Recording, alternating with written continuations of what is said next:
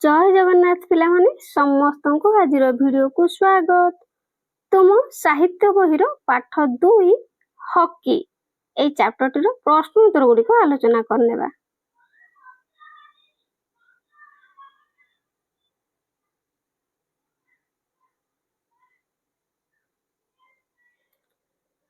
मो बुझिबारे क निम्न रे दिया जाइथिबा प्रश्न गुडीकर ठीक उत्तर पाखरे तारा चिन्ह दियो। ताहले पिलामाने ठीक उत्तर पाखरे तारा चिन्ह देवा। 1 नंबर स्वास्थ्य ही संपद, कारण स्वास्थ्य ठीक थिले ताहले संभाव्य उत्तर गुडीक आमे सुंदर देखा जाऊ, आमको समस्त भल पाती, आमे विभिन्न कार्य करने को समर्थ हेउ ना आमे बहुत धन संपद पाई थाउ। ताहले पिलामाने यार ठीक उत्तर हो जाउची आमे विभिन्न कार्य करने को समर्थ हेउ। तेणु एठी पिलामाने कोन करिवो स्टार मार्क दे नेबो। ठीक अछि। नेक्स्ट क्वेश्चन 2 नंबर लोक माने मेजर ध्यानचंद को हॉकीर जादूगर बोली आख्या देथिले, कारण संभाव्य उत्तर गुडिक लोक माने ध्यानचंद को बहुत भल पाउथिले ना हॉकी बाडीर अनन्य वैशिष्ट्य थिला तांकर ना हॉकी रे से चमकप्रद खेल खेलुथिले ना से भारतीय हॉकी दलर नेतृत्व नेइथिले। ताहले पिला माने एही संभाव्य उत्तर गुडिक मध्यरु ठीक उत्तर होउची हॉकी रे से चमकप्रद खेल खेलुथिले। तेणु एठी तुय माने स्टार मार्क दे नबो। 3 नंबर उक्त उत्तर गुडिक काहे की बाछिलो ताहार कारण तुम सांग मानक सहित आलोचना कर। ताहले पिला माने ए क्वेश्चन रो उत्तर तुय माने क्लास रे आलोचना करबो सांग साथी मानक सहित। ठीक अछि।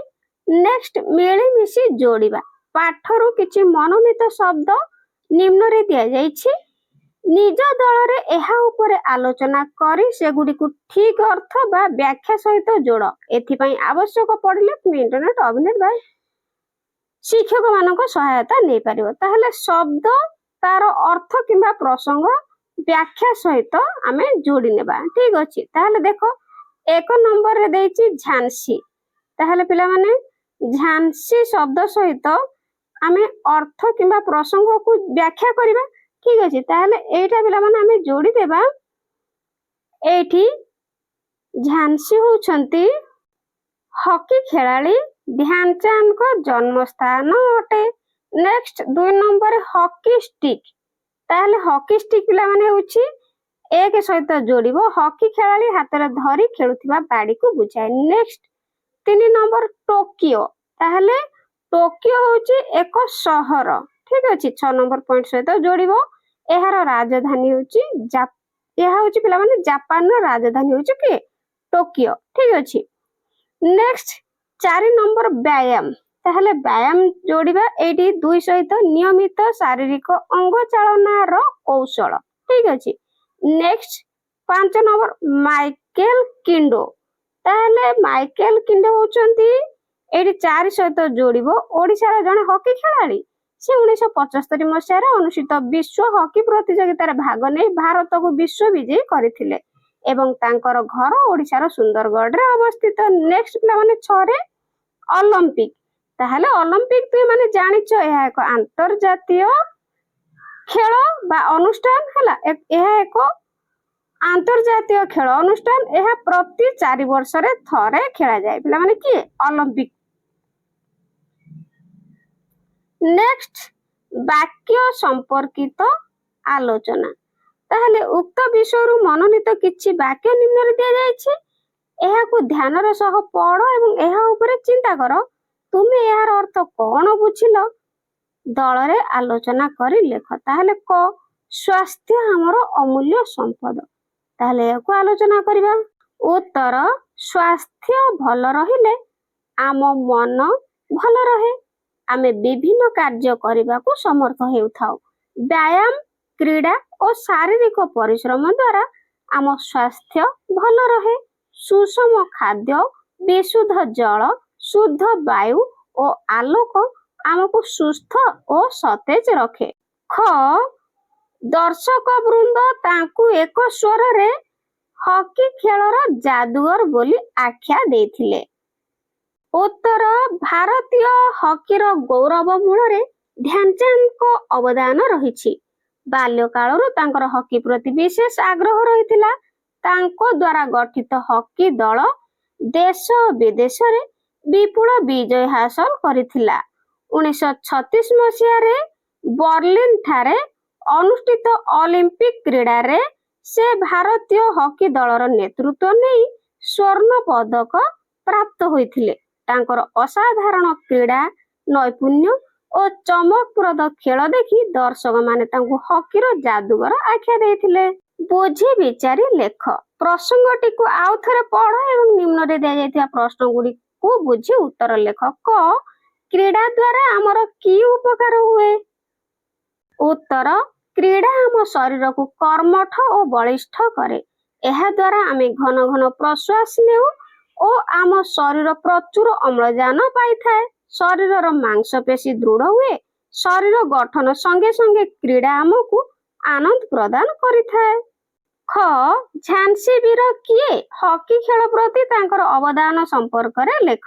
ଉତ୍ତର, ମେଜର ଧ୍ୟାନଚାନ୍ଦଙ୍କୁ ଝାନ୍ସୀ ବୀର କୁହାଯାଏ। ତାଙ୍କ ଭାଇ ରୂପ ସିଂ ଓ କେତେକ ବ୍ୟକ୍ତିଙ୍କୁ ନେଇ ଗଢ଼ିଥିବା ହକି ଦଳ ବିଭିନ୍ନ ଦେଶର ହକି ପ୍ରତିଯୋଗିତାରେ ବିପୁଳ ବିଜୟ ଲାଭ କରିଥିଲା। 1936 ମସିହା ବର୍ଲିନ ଅଲିମ୍ପିକରେ ଭାରତୀୟ ହକିର ନେତୃତ୍ୱ ନେଇ ସେ ଅସାଧାରଣ କ୍ରୀଡ଼ା ନୈପୁଣ୍ୟ ପ୍ରଦର୍ଶନ କରିଥିଲେ। ତାଙ୍କର ସଂଗଠନ ଓ ଉଦ୍ୟମ ଫଳରେ ହକି ଭାରତର ମୁଖ୍ୟ କ୍ରୀଡ଼ାରେ ପରିଣତ ହୋଇଥିଲା। ସେ ଆମ କ୍ରୀଡ଼ା ଜଗତର ଅମଳିନ ପ୍ରତିଭା ଓ ତାଙ୍କର ଆଦର୍ଶ ଭାରତୀୟ ଖେଳାଳୀମାନଙ୍କୁ ଅନୁପ୍ରାଣିତ କରିଆସିଛି। ସ୍ମୃତି କଥାକୁ ଗଦ୍ୟରେ ଲେଖ। ଧ୍ୟାନଚାନ୍ଦଙ୍କ ଅସାଧାରଣ କ୍ରୀଡ଼ା ନୈପୁଣ୍ୟ ଦେଖି ଲୋକମାନେ ସନ୍ଦେହ କଲେ ଯେ ସେ କୁହୁକବାଡ଼ି ବ୍ୟବହାର କରୁଛନ୍ତି।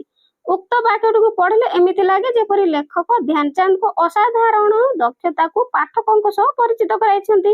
ତୁମେ ଯଦି ଧ୍ୟାନ ଦେବ ତେବେ ଏହି ପାଠରେ ଏପରି ଅନେକ ବିଶେଷ କଥା ତୁମ ନଜରକୁ ଆସିବ। ଏହି ପାଠକୁ ଆଉ ଥରେ ପଢ଼। କ. ସାଙ୍ଗସାଥୀମାନଙ୍କ ସହ ଦଳରେ ବସି ଏହି ପ୍ରସଙ୍ଗରେ ଥିବା ବିଶେଷ କଥାକୁ ଆଲୋଚନା କରି ତାଲିକା ପ୍ରସ୍ତୁତ କର। ଉତ୍ତର, ଧ୍ୟାନଚାନ୍ଦ ଜଣେ ଉଚ୍ଚ କୋଟିର ଖେଳାଳି ହୋଇଥିବାରୁ ଲୋକମାନେ ତାଙ୍କୁ ଝାନ୍ସୀ ବୀର କହୁଥିଲେ। ଖ. ପ୍ରସ୍ତୁତ କରିଥିବା ତାଲିକାକୁ ଶ୍ରେଣୀରେ ଉପସ୍ଥାପନ କର। ଉତ୍ତର, ଧ୍ୟାନଚାନ୍ଦଙ୍କ ଚମକପ୍ରଦ ଖେଳ ଦେଖି ଦର୍ଶକ ବୃନ୍ଦ ତାଙ୍କୁ ହକି ଖେଳର ଯାଦୁକର ବୋଲି ଆଖ୍ୟା ଦେଇଥିଲେ। ନେକ୍ସଟ ପିଲାମାନେ, ଯୋଡ଼ି ଶବ୍ଦ। ତାହେଲେ କ. ଆମ୍ଭେମାନେ ମନେ ରଖିବା ଯେ ଖେଳି ଖେଳି ଅତ୍ୟଧିକ ହାଲିଆ ହେବା ପର୍ଯ୍ୟନ୍ତ ପିଲାମାନେ କ'ଣ ଖେଳିବା ଉଚିତ ନୁହେଁ। ଏହି ବାକ୍ୟରେ ଖେଳି ଖେଳି ଗୋଟିଏ ଯୋଡ଼ି ଶବ୍ଦ, ଯେଉଁଥିରେ ଗୋଟିଏ ଶବ୍ଦକୁ ଦୁଇଥର ବ୍ୟବହାର କରାଯାଇଛି। ଏହାକୁ ପିଲାମାନେ ଯୁଗ୍ମ ଶବ୍ଦ କୁହାଯାଏ। ଯୁଗ୍ମ ଶବ୍ଦ କାହାକୁ କୁହାଯାଏ ପିଲାମାନେ? ନା ଦୁଇଥର ବ୍ୟବହାର କରାଯାଇଥିବା ଶବ୍ଦକୁ ଯୁଗ୍ମ ଶବ୍ଦ କୁହାଯାଏ। ତୁମେମାନେ ମଧ୍ୟ ଏହିପରି ଆଉ 5ଟି ଯୁଗ୍ମ ଶବ୍ଦ ଲେଖ। ତାହେଲେ ଯୁଗ୍ମ ଶବ୍ଦ 5ଟି ଲେଖିବା ପିଲାମାନେ। ଖେଳି ଖେଳି ଭଳି ଆଉ 5ଟି ଯୁଗ୍ମ ଶବ୍ଦ ଲେଖିବା। ତାହେଲେ ଲେଖିପାରିବା ଝର ଝର, ହେଲା, ଝର ଝର। ଆହୁରି ଲେଖିପାରିବା ଢଳ ଢଳ, ଢଳ ଢଳ, କଳ କଳ, ଠିକ ଅଛି, କଳ କଳ। ସେଇଭଳି ଆହୁରି ପିଲାମାନେ ଲେଖିପାରିବା ଛଳ ଛଳ, ହେଲା, ଛଳ ଛଳ। ଆହୁରି ସେଇଭଳିଆ ପିଲାମାନେ ଲେଖିପାରିବା ଫର ଫର ବା ଫରଫର ଯାହାକୁ କୁହାଯାଏ, ହେଲା, ଫର ଫର। 1 2 3 4 5, 5ଟି ହେଇଗଲା। ତୁମେମାନେ ଲେଖିପାରିବ ବଲ ବଲ, ହେଲା, ସଲ ସଲ। ଏମିତି ମଧ୍ୟ ତୁମେମାନେ ଯୋଡ଼ି ଶବ୍ଦ ପିଲାମାନେ ଲେଖିପାରିବ, ହେଲା, ଯୁଗ୍ମ ଶବ୍ଦ ଯାହାକୁ କୁହାଯାଏ। ନେକ୍ସଟ ପିଲାମାନେ ଖ. ହକି ଖେଳରେ ପ୍ରସ୍ତୁତ ହୋଇଥାଏ। ତାହେଲେ ହକି ଖେଳରେ ପିଲାମାନେ କ'ଣ ପ୍ରସ୍ତୁତ ହେଇଥାଏ? ନିୟମ କାନୁନ ପ୍ରସ୍ତୁତ ହେଇଥାଏ ନା। ତେଣୁ ଏହି ବାକ୍ୟରେ ମଧ୍ୟ ତୁମେ ଗୋଟିଏ ଯୁଗ୍ମ ଶବ୍ଦ ଦେଖିପାରୁଛ। ତାହେଲେ ପିଲାମାନେ ଯୁଗ୍ମ ଶବ୍ଦ କ'ଣ? ନିୟମ କାନୁନ। କିନ୍ତୁ ଏହି ଯୁଗ୍ମ ଶବ୍ଦରେ ଦୁଇଟି ଯାକ ଶବ୍ଦ ଭିନ୍ନ ଅଟନ୍ତି। ଭିନ୍ନ ଅଟନ୍ତି ନା ନାହିଁ? ନିୟମ ଗୋଟେ, କାନୁନ ଗୋଟେ, ଅର୍ଥାତ୍ ସମାନ ନୁହନ୍ତି। ତୁମେମାନେ ମଧ୍ୟ ଏହିପରି 5ଟି ଯୁଗ୍ମ ଶବ୍ଦ ଲେଖ ଯେଉଁଥିରେ ଦୁଇଟି ଯାକ ଶବ୍ଦ ଭିନ୍ନ ହୋଇଥିବ। ତାହେଲେ ଯୁଗ୍ମ ଶବ୍ଦ ହେଇଥିବ କିନ୍ତୁ ଭିନ୍ନ ଦୁଇଟି ଶବ୍ଦ ହେଇଥିବ। ତାହେଲେ ଏଠି ଲେଖିପାରିବା ଶାଖା ପ୍ରଶାଖା, ହେଲା, ଶାଖା ପ୍ରଶାଖା। ଲେଖିପାରିବା ଭୋକ ଉପାସ ହେଲା, ଉପାସ ଲେଖିବ ଗୋଟେ ଜାଗାରେ, ଭୋକ ଉପାସ ସେଇଭଳି ଲେଖିପାରିବା। ଡର ଭୟ ହେଲା, ଆହୁରି ଲେଖିପାରିବା ପିଲାମାନେ କଳି କଜିଆ, କଳି କଜିଆ, ପୁଣି ସେଇଭଳି ଲେଖିପାରିବ କଥାବାର୍ତ୍ତା ହେଲା। ଏମିତି ତୁମେ ମାନେ ପିଲାମାନେ ଯୁଗ୍ମ ଶବ୍ଦ ଲେଖିବ, କିନ୍ତୁ ଦୁଇଟି ଶବ୍ଦ ଅଲଗା ଥିବ। ଠିକ ଅଛି। ନେକ୍ସଟ ଗ ଟେବୁଲ ଟେନିସ୍, ପୁଚି ପ୍ରଭୃତି ଖେଳ ଉଭୟ ଘର ଭିତରେ ଓ ବାହାରେ ଖେଳାଯାଏ। ଏହି ବାକ୍ୟଟିରେ ଯେଉଁ ଶବ୍ଦ ଦୁଇଟି ତଳେ ଗାର ଦିଆଯାଇଛି, ଦେଖ ଭିତରେ ଆଉ ବାହାରେ, ତାକୁ ଧ୍ୟାନର ସହ ପଢ। ଆମେ ଏହି ଶବ୍ଦକୁ ମଧ୍ୟ ଏହିପରି ଲେଖିପାରିବା ଯେପରି ଭିତରେ ବାହାରେ। ଏହା ଏକ ଯୋଡି ବା ଯୁଗ୍ମ ଶବ୍ଦ। ଏହି ଶବ୍ଦଟି ପରସ୍ପର ବିପରୀତ ଅର୍ଥକୁ ବୁଝାଉଛି। ନିମ୍ନରେ ଦିଆଯାଇଥିବା ଶବ୍ଦ ଗୁଡିକୁ ଯୁଗ୍ମ ଶବ୍ଦରେ ପ୍ରକାଶ କର। ତାହେଲେ ପିଲାମାନେ ଯୁଗ୍ମ ଶବ୍ଦରେ ପ୍ରକାଶ କରିବା ଏଇ ଶବ୍ଦ ଗୁଡିକ ଭଲ ଓ ମନ୍ଦ, ରାଜା ଓ ପ୍ରଜା, ଆକାଶ ଓ ପାତାଳ, ଗୁରୁ ଓ ଶିଷ୍ୟ, ଆୟ ଓ ବ୍ୟୟ, ଜନ୍ମ ଓ ମୃତ୍ୟୁ। ତାହେଲେ ଏହାକୁ ଯୁଗ୍ମ ଶବ୍ଦରେ ପ୍ରକାଶ କରିବା। ତାହେଲେ ପିଲାମାନେ ଏଠି ଲେଖିଦବ କଣ, ଭଲ ମନ୍ଦ, ସେଇଭଳି ଲେଖିବ ଗୁରୁ ଶିଷ୍ୟ, ଆହୁରି ରାଜା ପ୍ରଜା ହେଲା, ଆୟ ବ୍ୟୟ, ଜନ୍ମ ମୃତ୍ୟୁ ହେଲା, ଏମିତି ଲେଖିବ। ଆଉ ଗୋଟେ ରହିଲା ଆକାଶ ପାତାଳ, ଏଗୁଡିକ ସବୁ ପିଲାମାନେ ବିପରୀତ ଅର୍ଥବୋଧକ ଯୁଗ୍ମ ଶବ୍ଦ। ଠିକ ଅଛି, ବିପରୀତ ଅର୍ଥବୋଧକ ଯୁଗ୍ମ ଶବ୍ଦ। ନେକ୍ସଟ ଦେଖ କଥା ଉପରେ ଗୁରୁତ୍ୱ। ଧ୍ୟାନଚାନ୍ଦ ହିଁ ଆମ କ୍ରୀଡା ଜଗତରେ ଏକ ଅମଳିନ ପ୍ରତିଭା। ଧ୍ୟାନଚାନ୍ଦ ଆମ କ୍ରୀଡା ଜଗତରେ ଏକ ଅମଳିନ ପ୍ରତିଭା। ଏଇ ଦୁଇଟି ବାକ୍ୟର କଣ ପାର୍ଥକ୍ୟ ରହିଛି, ଏଥିପ୍ରତି ଧ୍ୟାନ ଦିଅ ଓ କୁହ। ଠିକ ଭାବରେ ଚିହ୍ନଟ କର। ଦ୍ୱିତୀୟ ବାକ୍ୟରେ ଗୋଟିଏ ଶବ୍ଦ କମ ଅଛି। ଏହି ଗୋଟିଏ ଶବ୍ଦ ନଥିବାରୁ ବାକ୍ୟର ଅର୍ଥରେ ସାମାନ୍ୟ ପାର୍ଥକ୍ୟ ଆସୁଅଛି। ଆମେ ନିଜର କଥା ଉପରେ ଗୁରୁତ୍ୱ ଦେବା ପାଇଁ କିଛି ବିଶେଷ ଶବ୍ଦର ପ୍ରୟୋଗ କରୁ, ଯେପରି ହିଁ, ମଧ୍ୟ, ତେବେ, ବୋଲି ଇତ୍ୟାଦି। ପାଠରୁ ଏଇଭଳି ଶବ୍ଦ ଥିବା ବାକ୍ୟ ବାଛି ଲେଖ। ଧ୍ୟାନ ଦିଅ, ଯଦି ବାକ୍ୟରେ ଏହି ଶବ୍ଦ ଗୁଡିକ ନଥାନ୍ତା, ତେବେ ଏହାର ଅର୍ଥ ଉପରେ ଏହି ଶବ୍ଦ ଗୁଡିକର କଣ ପ୍ରଭାବ ପଡିଥାନ୍ତା। ତାହେଲେ ଏହାର ଉତ୍ତର ଲେଖିବା ପିଲାମାନେ। ତାହେଲେ ଉତ୍ତର, ଆହୁରି ମଧ୍ୟ ଟେବୁଲ ଟେନିସ୍, ପୁଚି ପ୍ରଭୃତି ଘର ଭିତରେ ଓ ବାହାରେ ଖେଳାଯାଏ।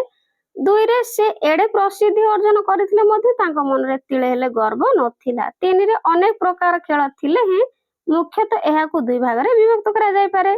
କଳା ମୋଟା ଅକ୍ଷରରେ ଲେଖା ହୋଇଥିବା ଏଇ ଯୋଉ ଦେଖ ପିଲାମାନେ ହେଁ, ମଧ୍ୟ, ଆହୁରି ମଧ୍ୟ ହେଲା, ଏହି ଶବ୍ଦ ଗୁଡିକୁ ଗୁରୁତ୍ୱ ଆରୋପକ ଅବ୍ୟୟ କୁହାଯାଏ। ଠିକ ଅଛି, ଅବ୍ୟୟ କୁହାଯାଏ। ତାହେଲେ ଏମିତି ତୁମେ ମାନେ ମନେ ରଖିବ। ନେକ୍ସଟ ଆଗକୁ ଯିବା ପିଲାମାନେ। ତ ଏଇଠି ପିଲାମାନେ ତୁମମାନଙ୍କର ପ୍ରଶ୍ନ ଗୁଡିକ ସରିଯାଇଛି ହେଲା। ଆଶା କରୁଛି ଭିଡିଓଟି ହେଲ୍ପଫୁଲ ହେଇଥିବ। ଚ୍ୟାନେଲରେ ନୂଆ ଥିଲେ ଚ୍ୟାନେଲକୁ ଟିକେ ସବସ୍କ୍ରାଇବ କରିଦେବ ପିଲାମାନେ। ଭିଡିଓକୁ ଗୋଟେ ଲାଇକ୍ କରିଦେବ। ଏହାପରେ ତୁମମାନଙ୍କୁ କେଉଁ ଚାପ୍ଟର କ୍ୱେଶ୍ଚିନ୍ ଆନ୍ସର ଦରକାର ମତେ କମେଣ୍ଟରେ ଜଣେଇବ। ଠିକ ଅଛି, ଆଜି ପାଇଁ ରହୁଛି। Thank you.